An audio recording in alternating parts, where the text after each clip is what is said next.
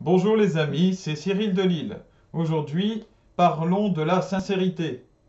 Lors de ma dernière vidéo, j'ai parlé de l'hypocrisie. Alors maintenant, voyons son contraire, donc la sincérité. D'abord, quelle est sa définition dans le dictionnaire? Elle est la suivante. Caractère de ce qui est l'expression fidèle des sentiments réels de quelqu'un. Il y a donc un lien à la fidélité et au réel. Aussi, la sincérité est présentée comme le caractère vertueux qui prévaut par sa franchise, sa droiture, son ouverture d'esprit ainsi que sa loyauté. La franchise est en fait un synonyme de la sincérité. Alors maintenant, voyons ce qu'en dit la Bible. D'abord, alors elle en parle énormément.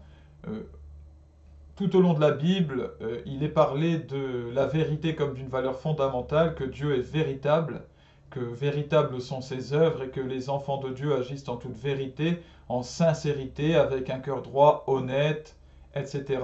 Il y en a vraiment beaucoup. Je ne vais en citer que quelques-unes, hein.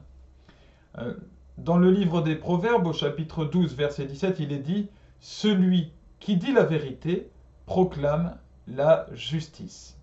La sincérité, c'est évidemment complètement lié à la vérité. C'est pour ça d'ailleurs que les gens qui se contentent de dire ce qui leur passe par la tête, bêtement, ne sont pas des gens sincères ou francs. Voilà, certains disent: Oh, moi je suis comme ça, je suis une grande gueule, on ne me supporte pas parce que je suis quelqu'un de franc, je dis ce que je pense. Donc, si j'ai envie d'insulter, si j'ai envie de dire bah moi j'y vais, je m'embête pas, je le dis, ça c'est de la bêtise. C'est pas de la franchise ni de la sincérité. Par l'intelligence, il faut trier ce qui est vrai de ce qui ne l'est pas, ce qui est juste de ce qui ne l'est pas. Il faut avoir un lien à la vérité. Si on se contente bêtement, un petit peu animalement, de dire tout ce qui nous passe par la tête, ça ne va nulle part. Et ce n'est pas de la sincérité. C'est juste de l'agressivité ou de la méchanceté. J'y reviendrai. Le psaume 33, verset 4 dit: Car la parole de l'Éternel est droite et toutes ses œuvres s'accomplissent avec fidélité. Donc Dieu lui-même est toute sincérité, toute franchise.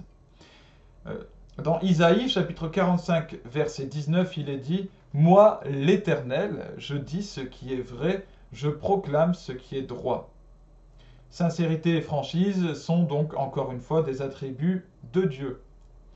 Le psaume 15 verset 1 à 21 et 2 pardon, dit: Ô Éternel, qui séjournera dans ta tente, qui demeurera sur ta montagne sainte?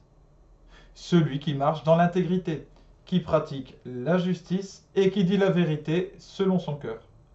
Donc ici, la sincérité franche est présentée comme donnant le salut, donc l'accès au ciel éternel. La sincérité est donc une condition essentielle à la sainteté, c'est-à-dire à la perfection avec Dieu. Zacharie chapitre 8 versets 16 et 17 dit: Voici ce que vous devez faire. Quoi donc? Dites la vérité chacun à son prochain. Jugez dans vos portes selon la vérité et en vue de la paix. Donc la franchise envers le prochain est une œuvre de paix. Nous avons bien parlé de paix. Dans l'évangile selon saint Jean, verset 4, chapitre 4 plutôt, versets 23 et 24, il est dit: Mais l'heure vient, elle est déjà venue, où les vrais adorateurs adoreront le Père en esprit et en vérité. Car ce sont là les adorateurs que le Père demande. C'est très clair. Dans la lettre aux Éphésiens, au chapitre 4, au verset 15, il est dit qu'il faut professer la vérité dans la charité. Et ça, je vais y revenir juste après. La vérité et la charité, c'est-à-dire l'amour des autres, de nos frères et de Dieu, sont indissociables. Amos, chapitre 5, verset 10 dit: Ils haïssent celui qui les reprend à la porte, et ils ont en horreur celui qui parle sincèrement. Qu'est-ce que cela signifie? Eh bien que la sincérité vaut des inimitiés, des haines de certains. C'est quelque chose d'inévitable. Et ce n'est pas la peine de chercher à l'éviter, sinon nous perdons notre sincérité, nous devenons des lâches, des hypocrites. Voilà. Si la sincérité, la vérité était tranquillement acceptée par le monde, Jésus n'aurait pas été crucifié. Lui qui était la vérité incarnée. Alors maintenant, je reviens sur le point de lien entre la sincérité et l'amour. La sincérité, proclamation de vérité, donc, est indissociable de la charité et de l'amour. Je dois dire la vérité par amour, par bienveillance, non par haine et par mépris. Mais de toute façon, lorsque l'on dit véritablement la vérité, lorsqu'on est vraiment sincère, qu'on n'est pas, comme je disais, simplement agressif à dire tout ce qui nous passe par le cœur, même les mauvaises choses. Lorsqu'on est véritablement sincère et qu'on parle en vérité selon Dieu, selon le Saint-Esprit, eh bien, on agit forcément par amour, puisque c'est la vérité qui nous rend libres. C'est dans la Bible là aussi. Dire la vérité sert à permettre à mon prochain de se perfectionner, de se rapprocher de Dieu, en lui disant ce qui est bon, ce qui va, et ce qui n'est pas bon, ce qui est à changer. C'est faire attention à l'autre, donc dans un acte d'amour. Quelque part, c'est le nettoyer, hein, c'est prendre soin de lui. Vous savez, les singes entre eux se retirent les poux des cheveux. Eh bien, nous, c'est un peu la même façon de fonctionner lorsque nous parlons avec sincérité, avec franchise, les uns aux autres. Nous mettons en valeur ce qui est bien et nous critiquons ouvertement ce qui n'est pas bon. Maintenant, quels sont les ennemis de la sincérité? Eh bien, j'en ai parlé dans ma précédente vidéo. Aujourd'hui, c'est le politiquement correct, évidemment, la langue de bois, qui édulcore, c'est-à-dire qui amoindrissent toute vie et toute pensée. Tout devient peu clair, faible. Ce sont des ennemis, évidemment, de la sincérité, de la franchise. C'est ce qu'on appelle aussi l'hypocrisie sociale. Sous prétexte de vivre en paix et en harmonie les uns avec les autres, on ne dénonce pas ce qui est à dénoncer, on ne dit surtout pas ce qui est mauvais, ce qui est critiquable. Non, ça pique aux oreilles. Non, arrête. Je ne suis pas venu pour souffrir. Donc on laisse tout cela, ce qui est à dénoncer, ce qui est mauvais, s'installer au cœur de nos sociétés. Voilà, comme une eau croupie, vous savez, on laisse s'installer les moisissures sur le fruit, on laisse s'installer les saletés dans l'eau croupie en disant non, mais je ne vais pas changer l'eau parce que bon, ça demande de faire un mouvement, ça va remuer des algues, ça va gêner des têtards. J'ai pas envie, c'est gênant. Alors du coup, on laisse s'installer des choses comme aujourd'hui la destruction du socle familial, le mariage pour tous, le mariage homosexuel et l'adoption par les couples homosexuels. PMA, c'est-à-dire la procréation médicalement assistée, et la GPA, la gestation pour autrui.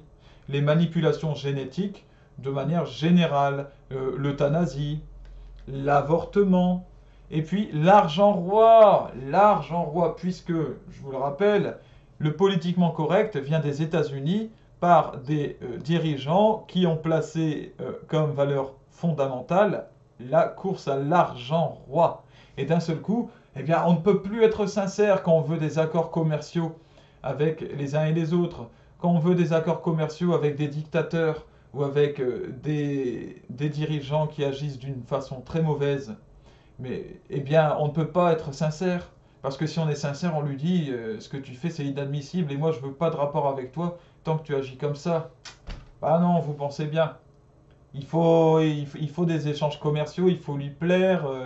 Voilà, il faut qu'on puisse s'entendre. Il faut bien s'entendre avec le Qatar qui finance le terrorisme. Ben oui. Et donc, dans ce cas-là, la sincérité, allez, calme-toi, ne sois pas si franc, vraiment, tu es trop fougueux. Calme-toi.